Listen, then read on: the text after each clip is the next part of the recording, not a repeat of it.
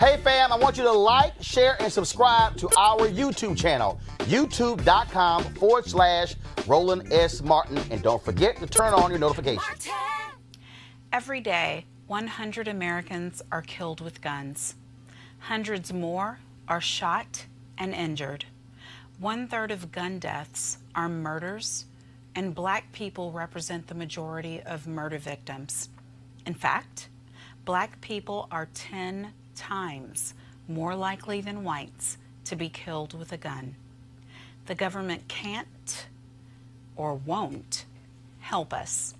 So what can we do to decrease the number of black people dying because of gun violence? The Circle of Brotherhood is an organization of primarily black men from all walks of life who formed an organization to address the issue.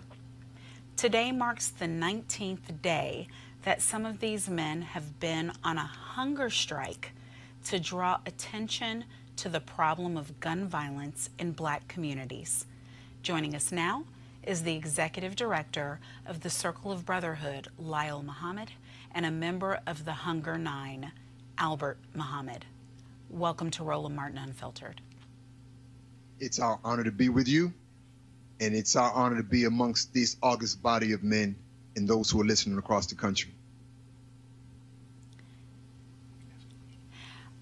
I am so humbled that you all took the time out of your lives, basically, to care enough about this issue to turn down your plates and turn down your lives to do something about it. What if you could speak to 1 million people like you are right now? What do you want fellow Americans and people around the world to know?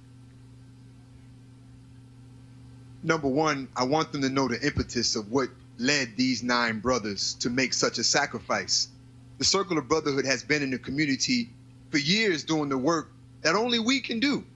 Black men who, many of us, to be honest, used to be part of the problem.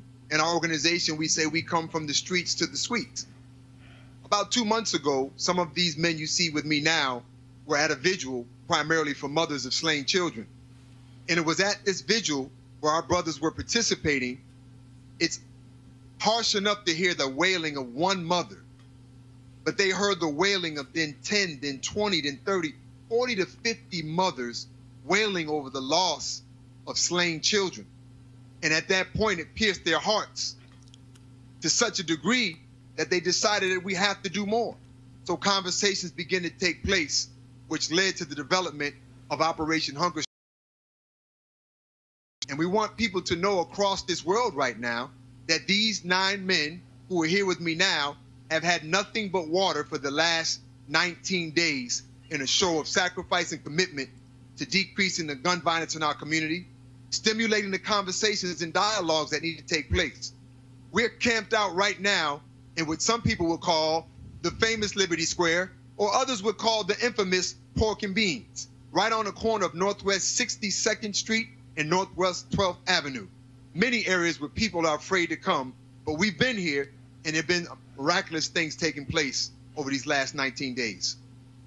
Well, thank you so much for your sacrifice. I do appreciate that. And, you know, we out here, we see your sacrifice and we don't want you to starve. I know my panel is here and we don't want you to keep being on water right there at 16th and 66th and 12th. What can we take to members of Congress, to state legislatures? What is it that we can take to them that's tangible, that we can say, if you do this, then these brothers will start eating again, or if you do this, then that at least will be a catalyst for change? Really, there's nothing that we can take to Congress that will have that impact. But there is a message that we can take to our people. When we decided to embark upon this endeavor, it wasn't about passing legislation. It wasn't about meeting a particular demand. It was about waking up the desensitized people in our community to understand that we got an issue with each other. We got an issue that we have to start dialoguing about the things that we allow to take place. And so that internal dialogue for us is the most important thing. I will say that there have been many people who have visited here, from politicians to perpetrators of the crime. We were even visited by some of our members in the Parkland community who came down who understand that this issue is bigger than all of us. So if there are people who are involved who want to take things to legislation, but the message of these men here is we want to be involved in solving our own community problems.